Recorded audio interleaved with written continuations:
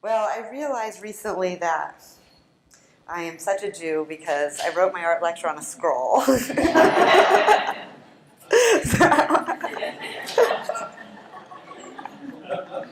And it didn't mean to happen this way, it just did.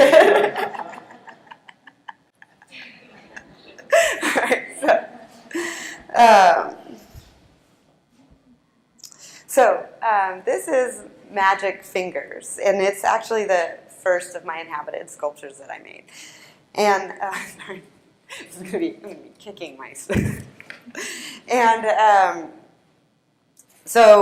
basically what it is it's just me standing behind the wall with my hand in the frame, and I had held my hand in art historical gestures. At first, when I was behind the wall, I would look at art history books and for hand gestures, and then after a while, I just kind of got used to them. I moved very slowly, so it would be very still, and then it would move. And I did this first for 3 weeks at an art gallery, and then I was invited to do it again at PS1 for 6 months. And so actually about 4 times a week, I went to PS1 and did it while they were open. And then, I don't usually take videos of these work because I consider this more like a painting or an inset sculpture, and you wouldn't take a video of paintings or sculptures. But I did for this one, so I can show you.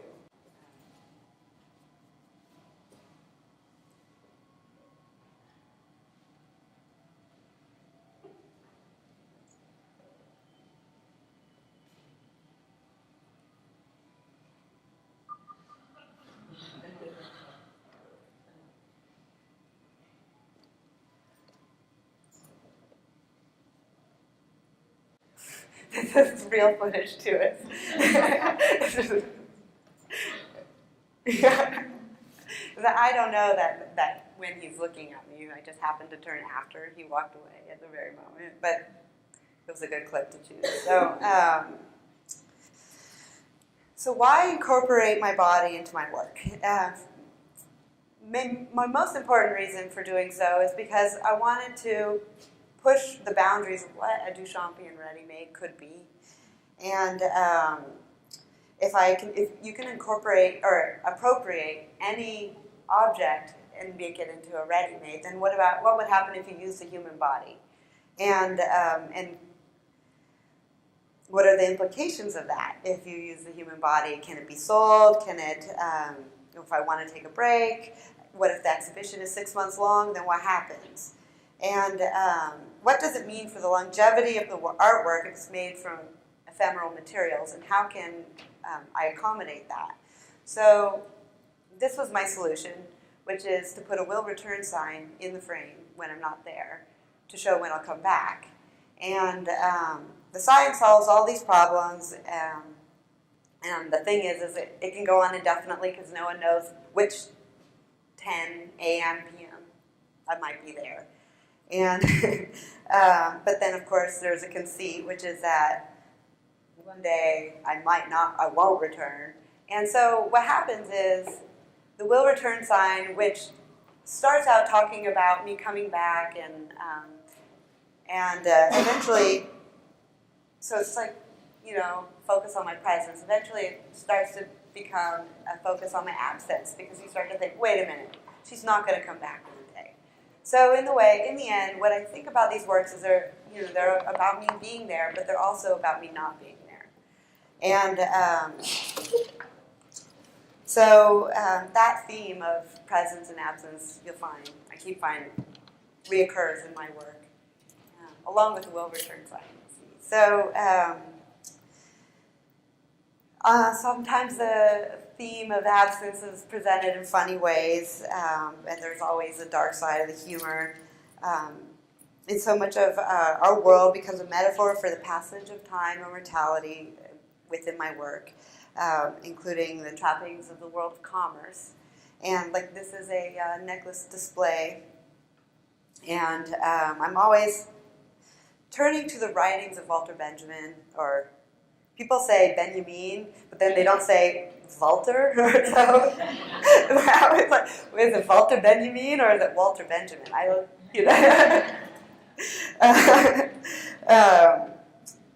so I think about his reasons for why he embarked on the arcade projects, and when he was working on the project, he was living in Paris, and he'd wander through the arcades there that at the time were outdated. There were outdated shopping malls that had old shops still operating, like that were selling old products like corsets, but he was writing in the 30s when women were no longer wearing corsets, and hair tonics at a time when women had bobs, so they weren't needing the hair tonics. And he started to see the arcades as a kind of urban ruin, and started to think about. He wrote a lot about fashion as this marker of time, and what is fashion? What is in fashion today is out the next, and so fashion becomes something that makes us think about our own mortality, because we think about the passage of time and how something has gone out of fashion, and there's this idea of the just past, and that we actually recoil when we see something that is just out of fashion because it reminds us of the passage of time. Like, I don't know. I mean, I hate to give an example because I will say bell-bottom pants, but people are wearing, At one point I said Uggs, and then I realized everyone was wearing Uggs in the room, so Uggs are not out of fashion. But but there's like, you see something and you're like, ew, I don't want to wear that, but it's actually that recoil could actually be us just thinking about how we're getting older and time is moving on, and and fashion is so tied to the new that seeing something out of fashion makes us recoil and horror, and so anyway, using that, thinking about that, I've often incorporate images from and objects from the world of commerce, but there's a twist. So here, this is a necklace display, and it's wearing a locket, but the locket is missing its portrait, and it's kind of a Russian doll of display in a way, because it's a pedestal on a pedestal on a pedestal. So it's also thinking about like a fractal of display. So then the will return sign also comes from the world of commerce, as you would know from seeing it in a shop window. But what's interesting is that it's very American. When I've gone to other countries and I try to put up the will return sign, and some countries in Europe will have something similar, but they'll be like in Berlin, they have something for parking that's a clock, but it's not quite the same. And when you do see the will return sign in other countries, it's often the American version. So I didn't know that this was something that we invented, but apparently. Anyway, with this, this was, the Ron Galler was, they made this sort of shop windows, and then they would invite artists to put works in the shop windows. And so, but in the window is only 11 inches deep, and they asked me to do something like a performance. And because I could barely fit in there, I decided not to do anything but to put this will return sign in. And the will return sign actually has an automated clock behind it. So, and there's no second hand. So the hour and the minute hands are moving very slowly, and the clock is always set 10 minutes ahead. So if somebody they see the will return sign, and they come at the time when the clock is it'll be 10 minutes faster than when. So it's like always this like perpetual postponement of the performance or my presence.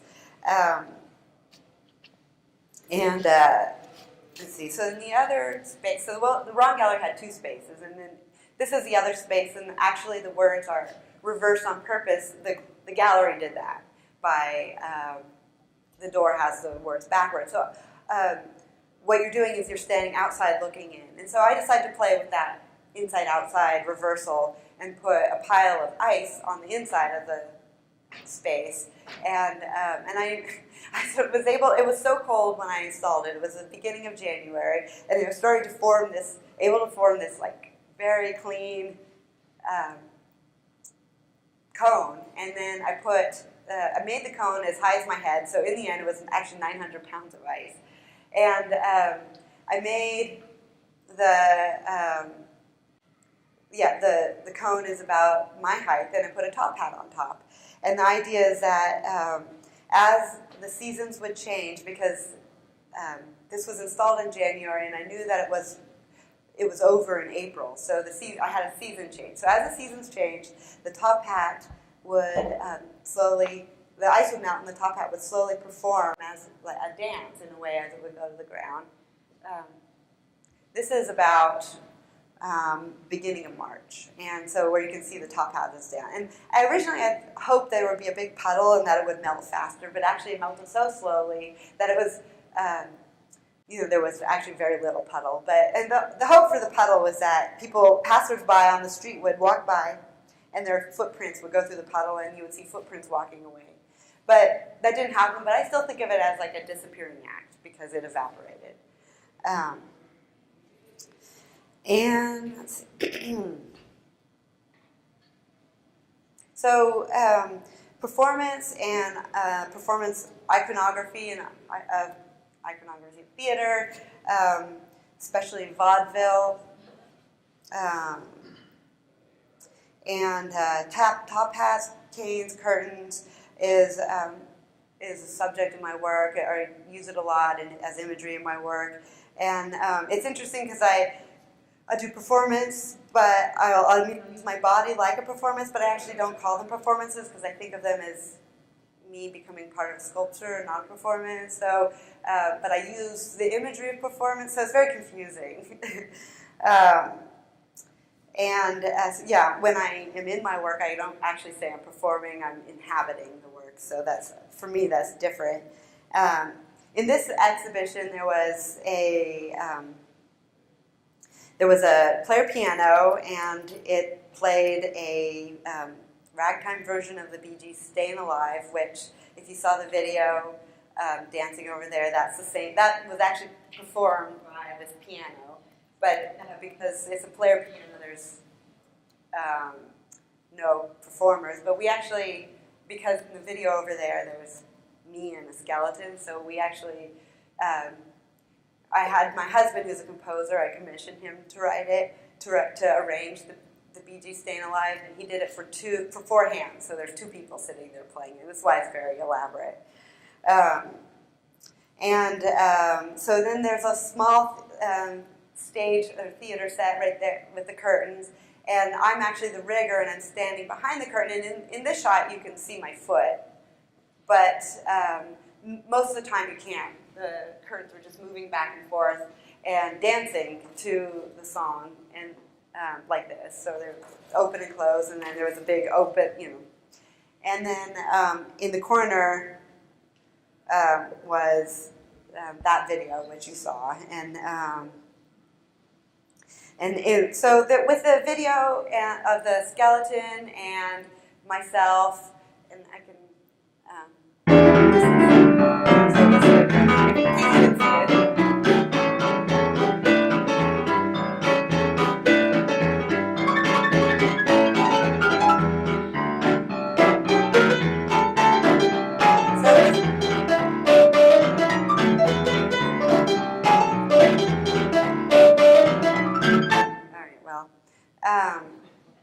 That goes on forever. With the video, it's an animatronic skeleton and me, and I'm trying to mimic the moves of the skeleton. And so there's a confusion of what is automated and what is not automated with the player piano and the animatronic skeleton. And then you see the curtains dancing, and most people assume it's automated because they didn't see my foot.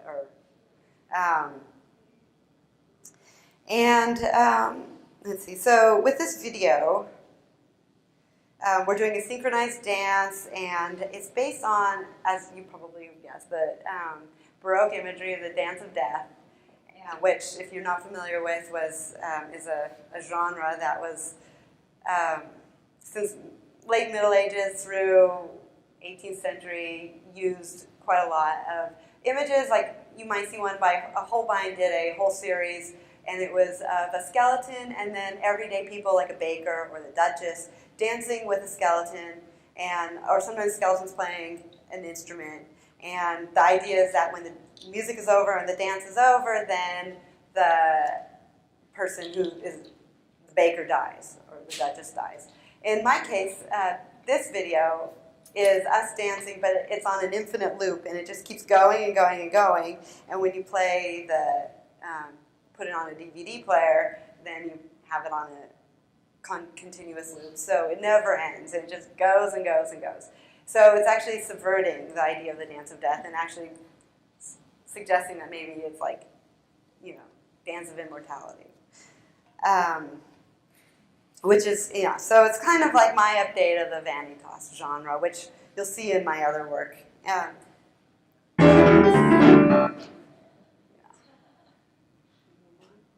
Okay, so the intermission sign is another imagery from the theater. And what if the performance technically went into intermission indefinitely? Then you would also have a never-ending performance.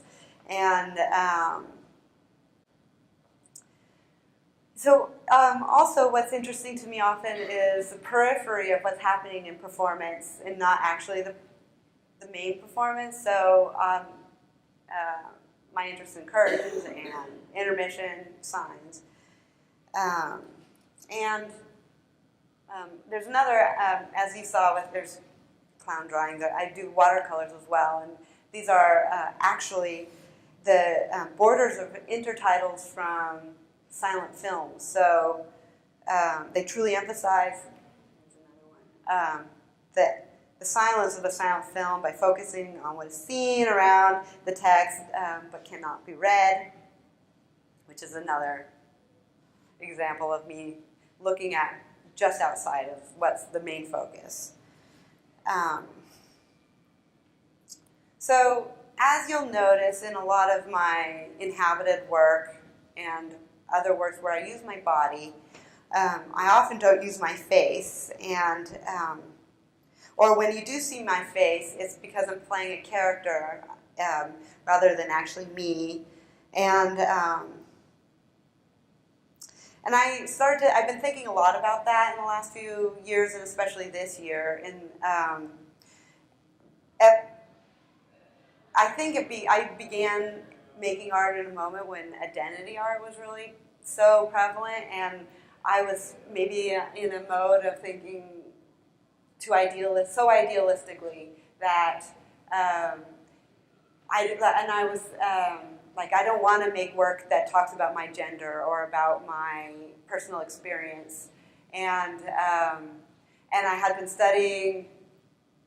I don't know, like Jackson. I was reading on, Jackson Pollock, just like abstract expressionists, and this. It just was, this like a feminist response of it being so much about the personality of the artist, and I wanted to avoid that, and so then I ended up making this show that was. Thinking about the face of the artist and about how the identity of a person is in their face and in their head. And so I started researching headlessness and what does it mean to make artwork and where you remove the head and there's no identity. And started to, and I landed on Georges Bataille's acephalic figure, which is a headless figure. And as you probably noticed, surrealism is a influence in my work, and Bataille was a surrealist writer. And the acephal is this figure that he was obsessed with, and is it's like a mythological figure that, or a character that possesses the traits of being alive when they should actually be dead, like a vampire or a zombie, or the headless horseman, which is also another acephalic figure. But for Bataille, who he had a secret society and an encyclopedia and a publication based on this figure, and the idea was that the acephalic figure was an ideal citizen because it was a figure born out of a society that decapitated its leaders through the French Revolution. Anyway, But for me, I was interested in how he would portray the Asafal as free from reason and domination and identity. And so for my project, I decided to make a magician that was headless, and because a magician's trade in artifice and illusion, and become a screen for projecting our desires, and can be compounded without a head. And so here, this is a 2-channel video. The Headless Magician plays musical saw, which was popular during the vaudeville entertainment era, but it sounds like a woman singing. And then there's an oscillating fan that is accompanying with you'll see I'll play the video. So there's air blowing over bottles of water and creating sound. So.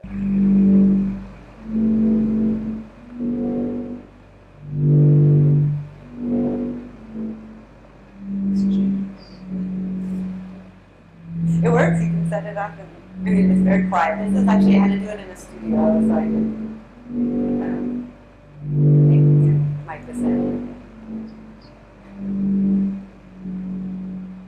So I had my husband write an original song for Oscillating Fan.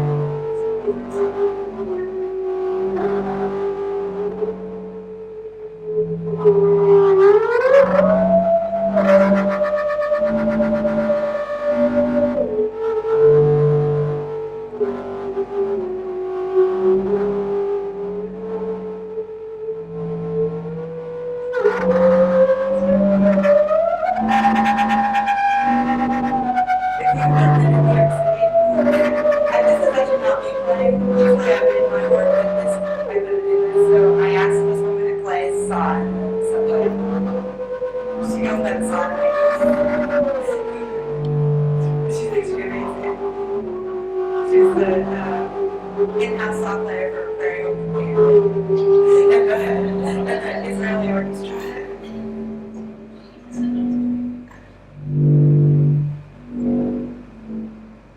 So in this case, you have, I think of the fan like a surrogate blowing air like a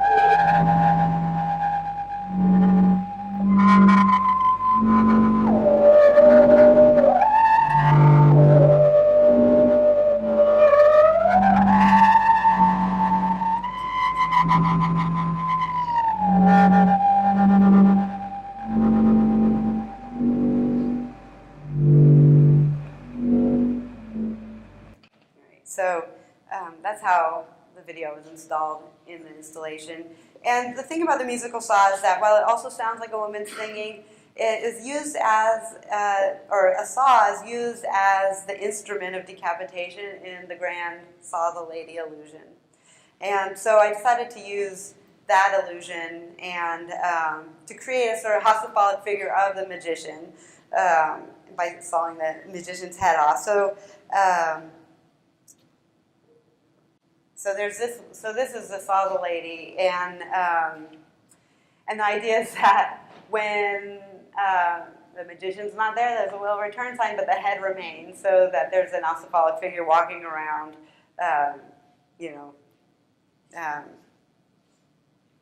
and so also within the installation was this work, which is another head surrogate. Here a lamp is plugged into the clapper, and there's a video of hands clapping to turn on and off the lamp. And so the lamp actually acts like a performer, turns on. And if you don't know the clapper, maybe there's somebody from Europe here. This is the clapper. It's like clap on, clap off, and then it uses it's sound activated and specific clapping rhythm to turn on and off electrical things. So the clapper kind of becomes like a surrogate for ears, so another head. Anyway, so if I use my body and I'm trying to disregard my identity, short, white, Jewish female, can this be a performance about me being, just being a sculpture, like one of the other wax sculptures in the room, and without actually being me? And I used to hope that that was the case, and that I could say this is just a sculpture, and then I'm standing very still, like in a wax museum, and I'm attempting to enact some sort of subject-object confusion. But I started to change my mind after the events of 2014 and Ferguson and the Eric Garner case, and I start to feel like we haven't moved on. I can't say that my identity doesn't matter, and that I don't know what it'll mean for my future work, and I'm sure my focus will still remain on my body, but will I be inhabiting myself more as myself? Because we have to acknowledge who we are. We can't pretend that race doesn't matter. So, anyway, I don't know what to do about it. I don't know what I'm going to do. But, and I suspect that for a lot of artists, things will change after this year. But anyway, this is me attempting to be an illusion of being a wax figure at Madame Tussauds. I just stood there very still, and actually I did it while the museum was open. So people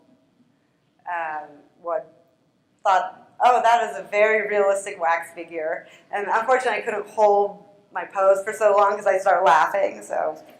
But we did manage to get a photograph without anyone in the room. So deception plays a role in my work, and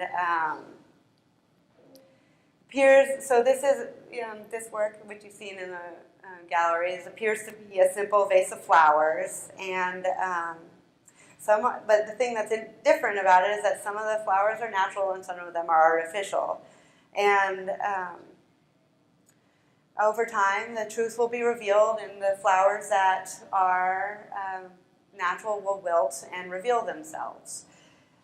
So this question of what is real and what is fake is a huge theme, obviously, and I'm always loved this painting, which addresses this question. And it's the painting by Magritte, obviously, the treason of images. It says this is not a pipe, even though it appears to be a drawing of a pipe.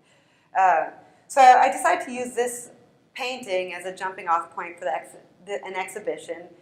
So when you walk into the room, there's this pipe sitting on a table, and the pipe, of course, references the painting. The shape of the table references the shape of the painting. But there's smoke constantly wafting from the pipe, and the pipe is just sitting upright there. So you realize this is no ordinary pipe. So it's a pipe that's referencing its own illusion. And then you ask, okay, so where's the smoker of the pipe? And you see in the room there's a chair, and perhaps the smoker's in the chair, But when you look closer at the chair is empty and it just has human arms and legs. Painting asks, how does language and images work as stand-ins for the real thing, and how do we use metaphor? So when we say arm of a chair or leg of a chair, we are using human body parts as metaphor to describe the chair. So in this case, I replace those metaphors with the real thing and in a way demetaphorize the chair. And then, of course, so when I'm not there, there's a will return sign, and here's a better photo. The chair collapses forward because it's missing its skeleton. And so with this work, which is in the gallery, Sand Lamp, I use a similar strategy where we call the body, like the body of a lamp is, when we say this part of the lamp is the body of a lamp. And so I replaced the body of the lamp with something equally ephemeral in material, which is wet sand. And like the body, this lamp has to be maintained in order to stay upright, so the contemporary has to constantly spray it with water. And then if we don't, it'll collapse. And then here's Magic Lamp, which is also in the gallery. And another instance where I'm playing with language and replacing the arm of the lamp with an arm, or with a real arm. And the light bulb stays lit as if by magic. And of course, when I'm not there, there's a will return sign to indicate when I'll be back. And again, here's another work in which I have inhabited, and which asks questions of what is real and what is representation. Because if you think about, I was thinking about this classic question, this idea of abstraction, that abstraction is what it is and it's not representational. So in this, I was thinking you can make the same case for the ready-made, because if you look at Duchamp's urinal, it's not representational. It is what it is. It's a urinal, even though it's been called art.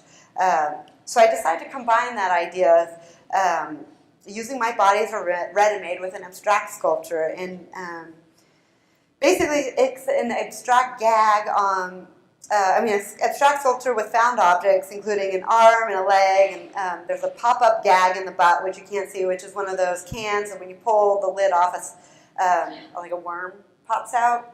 And then a life preserver and fishnet stockings with tap shoe. And I think of the whole thing as like a snowball that's like rolling down the mountain and just collecting ideas as it goes. And even though it has a leg, it's like a Christmas story, like the lamp with the leg. It can't dance because it just has one leg and it's stuck on a pedestal. And I was also thinking about those dancing like cigarette ads from the 40s. And I also think about it in terms of Vladimir Estragon in Waiting for Godot as a kind of like a clown figure sitting there just waiting, and though it's the absence is understood in a different way because this is what it looks like when I'm not there, which is there's with the gone fishing sign before the other life preserver says wishing I was fishing, and then this one says gone fishing. And so thinking about the clown idea, or just like this waiting clown or like tramp, I decided to give it a patchwork exterior. So thinking of clowns with these works are in the show. Actually, I think we have a different drawing. I like clowns because they pop up unexpectedly, so they don't conform to the ideas of theater where you have a beginning, an intermission, and an end. But they're circus performers, and so they don't conform to time frame we understand. And they have exaggerated bodies, giant noses, big feet. And so I decided to make this joke based on the joke of the clown shoe, which is if the clown shoe is funny because it's long, then extend the joke by making the clown shoe even longer. And so in my world, bodies are stretchable and malleable, extendable, and parts can be taken out of context without gore. And in a sense, I use my body's raw material, where objects become devoid of the thing that scares us and makes us, is an ignoring of our mortality. And so, leads to this installation, which questions of mortality versus immortality are addressed head on here, where, and of course, absence and presence. And so if a candle is an object with immortality because it melts, then an oil lamp is immortal because even though it's lit, it can't melt. Here's a theater set for Jean-Paul Sartre's play No Exit, which is a play that takes place in hell, and all the actors in the play are dead.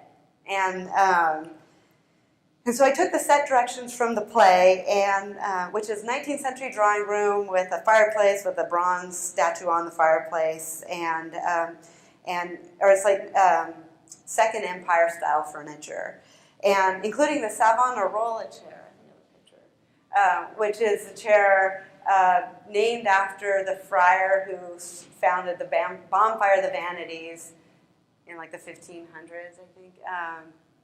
Anyway, it was my little Vanitas week. But if you walk into the room, you see there's like fire on everything, and you would think, okay, everything's on fire. It's a pyre of things on fire. We should put it out. And so you go looking for the fire hose, and this is what you find.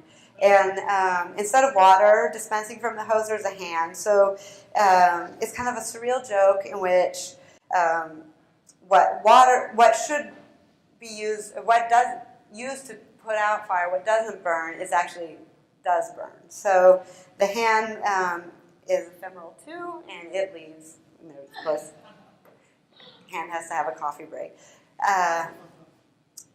Let's see. So this photo, which is in this exhibition, was also in that installation, and a hand attempting to extinguish a candle, but the candle's bending away to protect itself.